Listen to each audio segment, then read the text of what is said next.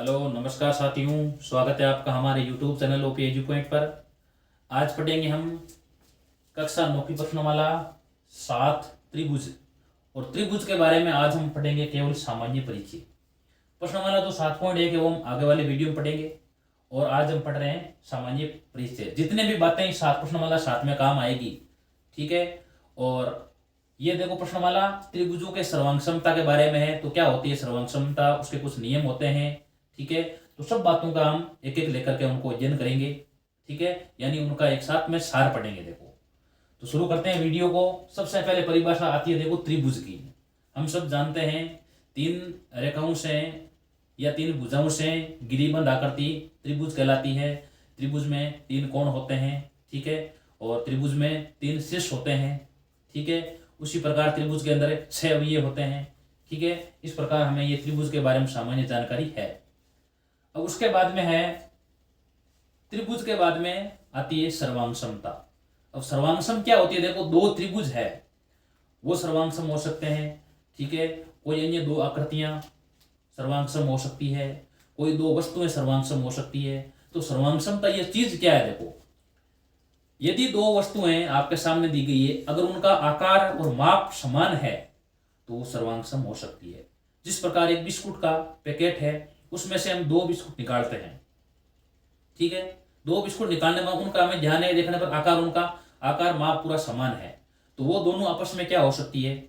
आपस में वो सर्वांग सम हो सकती है, ठीक है। उसी प्रकार अगर आपको आकृति दी हुई है बोर्ड पर, ठीक है, अगर उनका आकार और माप दोनों समान है तो वो दोनों आपस में सर्वांग सम हो सकती है। सर्वांग सम का यही अर्थ है सब तरीके से समान। तो त्रिभुज क्या होंगे? त्रिभुज 2 त्रिभुज होंगे सर्वांग सम। सर्वांग सम होने के लिए क्या जरूरी है? 2 त्रिभुजों का होना जरूरी है। आपके सामने 2 त्रिभुज दिया होगा, अब बताएंगे, बताओ ये दोनों त्रिभुज सर्वांग सम है या नहीं है। तो सर्वांग सम तक कुछ नियम भी है, वो नियम पढ़ेंगे। उन नियमों को ध्यान रखना है आपको, ठीक है।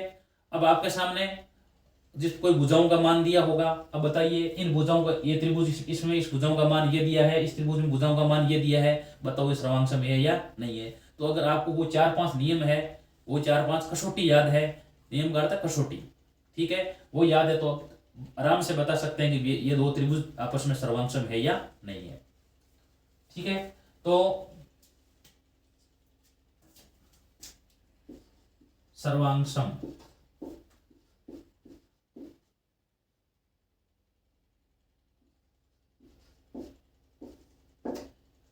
सर्वांग समता जिनका आकार व माप समान हो, आकार व माप समान हो, वो क्या होती है? वो होती है सर्वांग समता, ठीक है। 2 नंबर के अंदर अब अगर देखो, अगर इस प्रकार मैंने एक आपके सामने त्रिभुज दे दिया है, ठीक है, और यहां पर मैंने एक त्रिभुज दे दिया है। देखो, यहां पर मैंने लिख दिया ए बी और सी, यहां पर लिख दिया पी क्यू और आर। तो ध्यान करना, देखो इनके संगत कोण भी होते हैं और संगत, अब देखो एक होता है संगत, संगत के बारे में पढ़ लेते हैं क्या होता है। देखो संगत, संगत यानी ध्यान करना, ए का संगत कोण है पी, यानी कोण ए, इसका जो संगत कोण है वो है कोण पी। कोण बी का संगत कोण है कोण क्यू, कोण बी, इसका जो संगत कोण होगा वो होगा कोण क्यू, ठीक है। और कोण सी का जो संगत कोण होगा, संगत कोण, इसका होगा कोण आर, ठीक है। ये मैंने लिखा है संगत कोणों के बारे में, ठीक है। उसके बाद में अगर भुजाओं के बारे में लिखते हैं, तो भुजाओं के बारे में ए बी की संगत भुजा पी क्यू, ए बी इसकी संगत भुजा है पी क्यू, ठीक है। बी सी की संगत भुजा क्यू आर, ठीक है। और एस सी की संगत भुजा है पी आर, एस सी की संगत भुजा है पी आर। तो हम कैसे लिख सकते हैं? देखो, अगर कह दिया मैंने ए और ये पी का मान बराबर है, कोण बी और कोण क्यू बराबर है, कोण सी और कोण आर बराबर है, ठीक है। उसी प्रकार ए बी भुजा का मान पी क्यू के बराबर है, बी सी का मान क्यू आर के बराबर है और ए सी का मान पी आर के बराबर है। तो कैसे लिखेंगे सर्वांग समता के बारे में? हम ऐसे लिखेंगे, देखो त्रिभुज ए बी सी सर्वांग समता का चिन्ह ये होता है, देखो इस प्रकार सर्वांग सम त्रिभुज पी क्यू आर। एबीसी सर्वांग सम त्रिभुज पी क्यू आर। अब इसमें देखो ऐसा आकृति में लिखा है, तो ए का संगत कोण P है, बी का संगत कोण Q है और सी का संगत कोण R है। और भुजा को देखो, ए बी की भुजा PQ, BC की संगत भुजा QR और AC की संगत भुजा PR। इस प्रकार संगत भुजाओं के बारे में देख सकते हैं। ठीक है। और आपको अगर दे दिया कि दो त्रिभुज सर्वांगसम है, तो हमेशा याद रखना उनके संगत कोण भी बराबर होंगे और उनकी संगत भुजाएं भी क्या होगी? बराबर होगी। अगर दो त्रिभुज सर्वांगसम है तो उनके संगत, इस प्रकार मैंने लिख दिया, आपके सामने मैंने लिखा है, ठीक है, मैंने लिख दिया एक्स वाई जेड नाम दे दिया इस त्रिभुज को। यहां लिख दिया एक्स लिख दिया, यहां वाई लिख दिया, यहां जेड लिख दिया। ठीक है। यहां लिख दिया मैंने एम, यहां लिख दिया एन और यहां लिख दिया ओ। ठीक है। अगर मैंने क्या लिखा है, मैंने यहां लिख दिया त्रिभुज एक्स वाई जेड सर्वांगसम त्रिभुज एम एन ओ। अगर ये दोनों त्रिभुज समरूप है, सॉरी सर्वांगसम है, तो क्या होगा? देखो हमेशा याद रखना कोण x बराबर में कोण m होगा और कोण y बराबर में कोण n होगा, कोण z बराबर में कोण o होगा। ठीक है। उसी प्रकार जो एक्स वाई भुजा है वो mn के बराबर होगी। ठीक है। और वाई जेड भुजा है वो NO के बराबर होगी और एक्स जेड भुजा है वो आपके MO के बराबर होगी। ठीक है। इस प्रकार आप इनके बारे में आराम से देख सकते हैं। तो ये बात हमेशा ध्यान रखें। अगर कोई दो त्रिभुज सर्वांगसम है तो उनके संगत भाग बराबर होते हैं, यानी संगत भाग का अर्थ है संगत भुजाएं और संगत कोण। इसको संक्षेप के रूप में लिख सकते हैं सीपीसीटी। अगर आपके सामने सर्वांगसमता में सीपीसीटी शब्द आ गया ना, इसका अर्थ क्या है? हमेशा याद रखो कि सर्वांगसम त्रिभुजों के संगत भाग हमेशा बराबर होते हैं। संगत भाग का अर्थ क्या होता है? संगत कोण और संगत भुजाएं।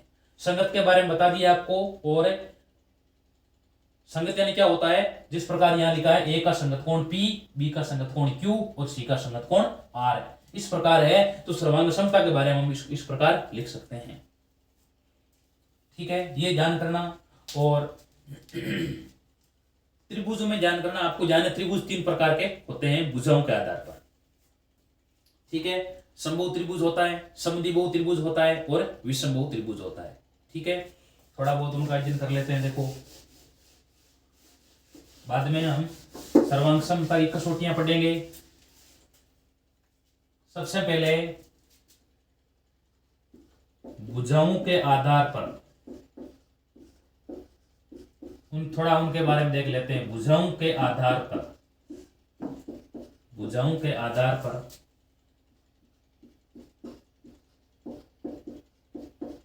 त्रिभुजों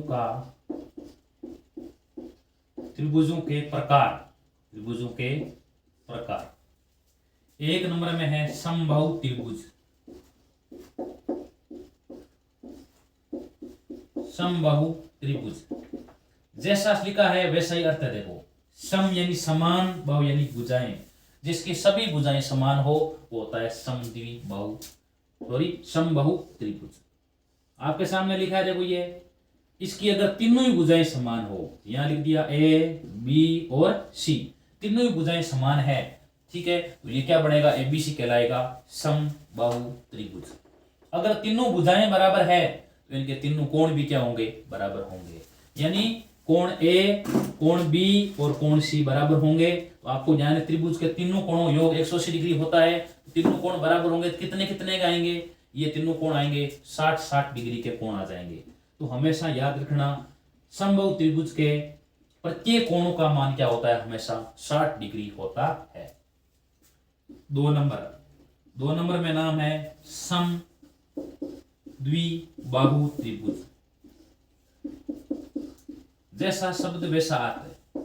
सम यानी समान, द्वि यानी दो, बाहु यानी भुजाएं। जिसकी दो भुजाएं समान हो वो हो जाएगा सम द्विबाहु त्रिभुज। अब देखो समद्विबाहु त्रिभुज में क्या होता है इस प्रकार दो भुजाएं क्या होती है, इनकी समान होती है।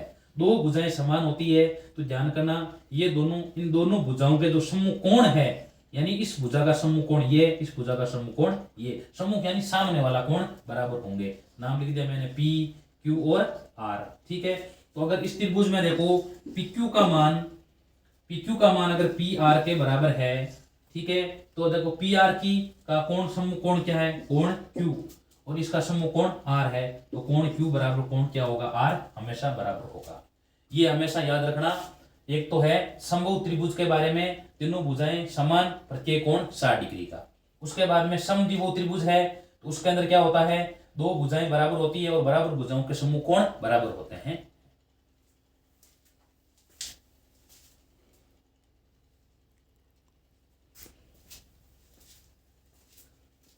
अगर आपको हमेशा ध्यान रखना, अगर आपको एक त्रिभुज दिया गया है, उस त्रिभुज में अगर दो भुजाएं बराबर दी हुई है, तो हमेशा याद रखना बराबर भुजाएं दी है तो उनके सम्मुख कोण बराबर होंगे। और एक त्रिभुज दिया है और उसके दो कोण बराबर दिए हैं, तो हमेशा याद रखना उस दो कोणों की सम्मुख भुजाएं भी क्या होगी, बराबर होगी। ठीक है, इस प्रकार आपस में एक दूसरे के विपरीत होता है, उनका भी ध्यान रखना। 3 नंबर में होता है विषमबाहु त्रिभुज।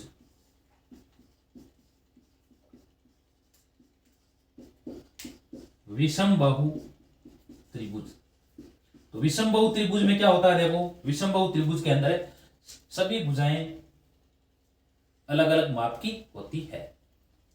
थोड़ा बहुत हम पहले अध्ययन कर चुके हैं इनके बारे में, पिछले कक्षा में पढ़ चुके हैं, देखो तो थोड़ा बहुत हमने इसका अध्ययन कर लिया है। समद्विबाहु, समबाहु का हो गया सभी भुजाएं समान, प्रत्येक कोण 60 डिग्री का। समद्विबाहु में सिर्फ दो भुजाएं समान माप की होती है, और जो भुजाएं समान माप की है उनके सम्मुख कोण भी बराबर होते हैं। और विषमबाहु त्रिभुज यानी जिनकी तीनों भुजाएं अलग अलग माप की होती हो। यह तो हो गया भुजाओं के आधार पर त्रिभुजों का प्रकार। अब पढ़ेंगे कोणों के आधार पर, थोड़ा बहुत कोणों के आधार पर पढ़ लेते हैं।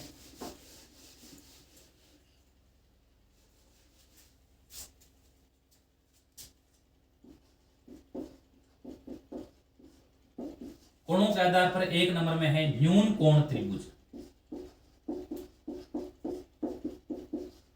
न्यून कोण त्रिभुज। 2 नंबर में समकोण त्रिभुज। 3 नंबर में अधिक कोण त्रिभुज। क्या होता है, देखो ये सारे तीनों पढ़ेंगे। देखो सिर्फ जैसा शब्द लिखा वैसा ही आता है। न्यून कोण, जिस त्रिभुज के तीनों कोण न्यून कोण हो। ठीक है, एक त्रिभुज दिया है, तीनों कोण न्यून कोण, इन तीनों कोणों का मान क्या होगा, 90 डिग्री से छोटे होंगे, उसे हम क्या कहेंगे, न्यून कोण त्रिभुज कहेंगे। हमेशा याद रखो, न्यून कोण त्रिभुज यानी जिस त्रिभुज के तीनों कोण न्यून कोण, अर्थात तीनों कोण है वो 90 डिग्री से छोटे हो, उसे कहते हैं न्यून कोण त्रिभुज। समकोण त्रिभुज, समकोण क्या होता है, जिस त्रिभुज का सिर्फ एक कोण समकोण हो जाता है, तीनों समकोण नहीं होते। तीनों समकोण क्यों होते हैं, क्यों नहीं होते हैं, जैसे ही एक आपको जाने कोण 90 का, तीनों 90 का आएंगे तो तीनों का योग आ जाएगा, 2 चित्र हो जाएगा। और आपको जान होना चाहिए त्रिभुज के तीनों कोणों योग सिर्फ क्या होता है, 180 होता है। ठीक है ना, तो त्रिभुज के जो गुण है वो गुण का भी पालन होना जरूरी है।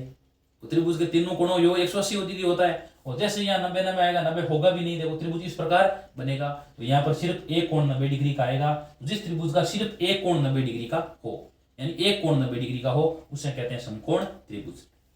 अधिकोण त्रिभुज, अधिकोण त्रिभुज में क्या होता है, जिस त्रिभुज का सिर्फ एक कोण कैसा बनता हो, अधिकोण बनता हो। एक कोण अधिकोण के यहाँ 90 डिग्री से बड़ा बनेगा। देखो कैसा बनेगा, इस प्रकार आपके सामने त्रिभुज आएगा। देखो ये कोण अधिकोण का है, यानी इस कोण का मान क्या है, 90 डिग्री से छोटा है, सॉरी 90 डिग्री से बड़ा है। इस प्रकार देखो इस त्रिभुज को पूरा किया जाता है। त्रिभुज देखो यहां तक ही है, त्रिभुज तो यहां तक है। इस प्रकार क्या करते हैं, इस त्रिभुज का क्षेत्रफल ज्ञात करने के लिए ऐसा कुछ लंब खींचते हैं, और लंब के द्वारा इस कोण का मान 90 डिग्री होता है, और आगे क्षेत्रफल इसका ज्ञात किया जा सकता है अधिकोण त्रिभुज का। तो जिस त्रिभुज का एक कोण अधिकोण हो, या 90 से बड़ा हो, उसे अधिकोण त्रिभुज कहते हैं। तो सबसे पहले न्यून कोण था, जिस त्रिभुज के तीनों कोण न्यून कोण हो, तीनों कोण 90 से छोटे हो। समकोण, जिस त्रिभुज का एक कोण 90 डिग्री का हो। और अधिकोण त्रिभुज, जिस त्रिभुज का एक कोण अधिकोण या 90 डिग्री से बड़ा और 180 से छोटा हो, उसे कह देते हैं अधिकोण त्रिभुज। तो ये हो गया आपके कोणों के आधार पर त्रिभुजों के प्रकार। अब थोड़ा बहुत पढ़ लेते हैं हम। हमारी जो महत्वपूर्ण बातें इसमें काम आएगी, देखो समरूपता की सर्वांगसमता की कसौटियां।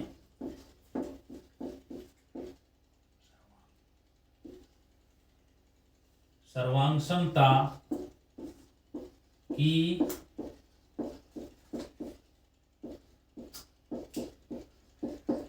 कसौटियां क्या होती? कसौटियां नियम, यानी कोई त्रिभुज सर्वांगसम कब हो सकते हैं। एक नंबर में SSS यानी भुजा भुजा भुजा नियम, इसे बोल सकते हैं साइड साइड साइड नियम। अगर कोई दो त्रिभुज आपको दिए हुए हैं, अगर आपको इस प्रकार दो त्रिभुज दिए हुए हैं A, B और C, P, Q, R, ठीक है। यदि एक त्रिभुज की तीनों भुजाएं दूसरे त्रिभुज की संगत तीनों भुजाओं के बराबर है तो वो दोनों त्रिभुज आपस में सर्वांगसम होते हैं, और वो सर्वांगसम का नियम होता है या कसौटी होती है SSS नियम। इस प्रकार मैंने कह दिया इस भुजा का मान 3 सेंटीमीटर है, इस भुजा का मान 3 सेंटीमीटर है, इस भुजा का मान 4 सेंटीमीटर है, इसका मान 4 सेंटीमीटर है, ठीक है। इसका मान मैंने कह दिया 5 सेंटीमीटर है, इसका मान 5 सेंटीमीटर है। तो यानी इस त्रिभुज की तीनों भुजाएं इसके संगत इस त्रिभुज की तीनों भुजाओं के बराबर है। तो ये नियम कौन सा आएगा यहाँ पर? SSS यानी भुजा भुजा भुजा नियम से त्रिभुज ये दोनों क्या हो जाएंगे? सर्वांगसम हो जाएंगे।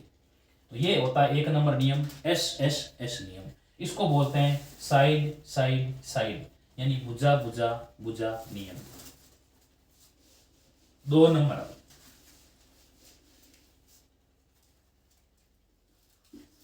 SAS यानी भुजा कोण भुजा नियम। चलो नियम एक साथ में लिख लेते हैं। उसके बाद में है ASA यानी कोण भुजा कोण नियम। 4 नंबर में AAS यानी कोण कोण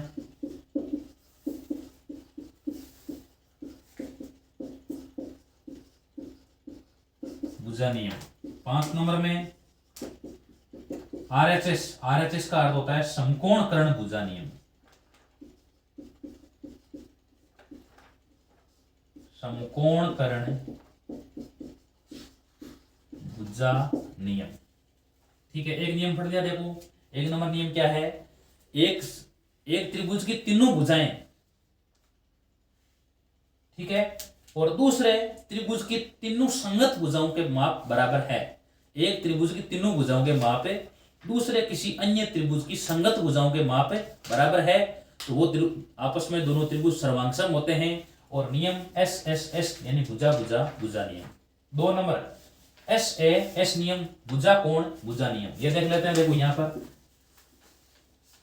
इस प्रकार आपको दो त्रिभुज दिए हैं, ठीक है। आपको ये दो भुजाएं, देखो ये इस भुजा का मान इस भुजा के बराबर दिया है, इस भुजा का मान इसके बराबर दिया है, और इनके बीच वाला कोण आपस में बराबर दिया है, ठीक है। ये देखो S यानी भुजा कोण भुजा, ये भी यहां देखो भुजा कोण भुजा भुजा कोण भुजा, यानी एक त्रिभुज के दो भुजाएं और उनका मध्य का कोण है दूसरे त्रिभुज की संगत दो भुजाएं और उनके मध्य कोण के बराबर है तो वो त्रिभुज आपस में सर्वांगसम होते हैं। और नियम होता है SAS नियम, साइड एंगल साइड नियम। उसके बाद में एंगल साइड एंगल नियम। ये क्या होता है? देखो यदि एक त्रिभुज के दो कोण, ये कोण और ये कोण, इसका मध्य की भुजा दूसरे त्रिभुज के दूसरे संगत त्रिभुज के दो कोण और एक मध्य भुजा के बराबर है तो वो त्रिभुज सर्वांगसम होते हैं ASA नियम से। एक त्रिभुज के दो कोण और उनके मध्य की भुजा दूसरे संगत त्रिभुज की दो कोण और उनकी मध्य भुजाओं के बराबर है तो वो त्रिभुज सर्वांगसम होते हैं। और नियम होता है कोण भुजा कोण नियम। 4 नियम है। ए 4 नंबर नियम है ए एस नियम। अब इसमें देखो ध्यान करना, अलग दूसरी अलग भुजा होनी चाहिए। दो इस प्रकार एक आपके सामने त्रिभुज दिया गया है, मैंने लिख दिया एक ये त्रिभुज और एक ये त्रिभुज है। दो कोण ये लिख दिया और इसकी बीच की भुजा नहीं, ये दूसरी भुजा है। उसी प्रकार ये दो कोण और ये अन्य भुजा। एक त्रिभुज के दो कोण और एक अन्य भुजा, बीच की भुजा नहीं, उसी उनके संगत है दूसरे त्रिभुज के दो कोण और एक अन्य भुजा के मान बराबर है तो वो त्रिभुज आपस में सर्वांगसम होते हैं। और नियम होता है ए एस नियम, कोण कोण भुजा नियम।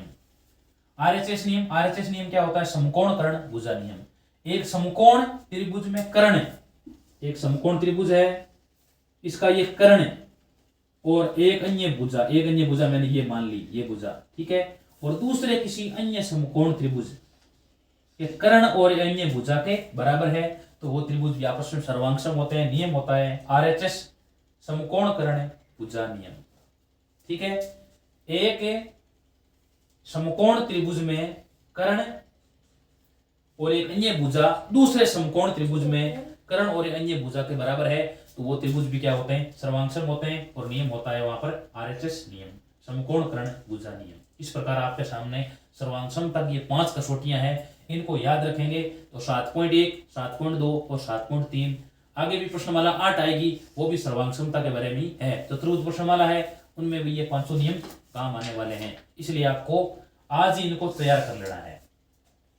तीनों भुजाएं होनी चाहिए, हमेशा याद रखना। अगर आपको तीनों भुजाएं दी गई है बराबर दो त्रिभुजों की तो वो ये नियम काम आ जाएगा। दो भुजाएं उनके मध्य का कोण दिया हुआ है तो ये नियम याद रखो, ठीक है। दो कोण उनके मध्य की भुजा दी गई है तो ये नियम याद रखो। उसके बाद में दो कोण और एक दूसरी अन्य भुजा, उसी प्रकार ये दूसरा कोई त्रिभुज साथ में दिया हुआ है, उसके भी दो कोण एक अन्य भुजा के बराबर है तो ये नियम याद रखो। और समकोण त्रिभुज है, ये नियम याद रखो। कर्ण और एक अन्य भुजा दूसरे समकोण त्रिभुज के कर्ण और एक अन्य भुजा के बराबर है तो वो नियम होता है समकोण कर्ण भुजा नियम। वो त्रिभुज आपस में सर्वांगसम हो जाते हैं। इस प्रकार अगर 5 आपको नियम याद है तो 7 और 8 प्रश्नमाला में आपको कोई परेशानी नहीं होगी, क्योंकि प्रश्नमाला 7 चतुर्भुज के बारे में है। उसमें भी क्या करेंगे हम, ये सर्वांगसमता के नियम काम में लेते हुए इनको आगे सिद्ध करेंगे। देखो तो ये हो जाता है हमारा इस त्रिभुज वाली प्रश्नमाला का सामान्य परिचय। और आगे वाले वीडियो में शुरू करेंगे प्रश्नमाला 7.1। धन्यवाद। अगर वीडियो अच्छा लगा तो वीडियो को लाइक कीजिए और अपने दोस्तों के साथ शेयर कीजिए, चैनल को भी सब्सक्राइब कीजिए। धन्यवाद।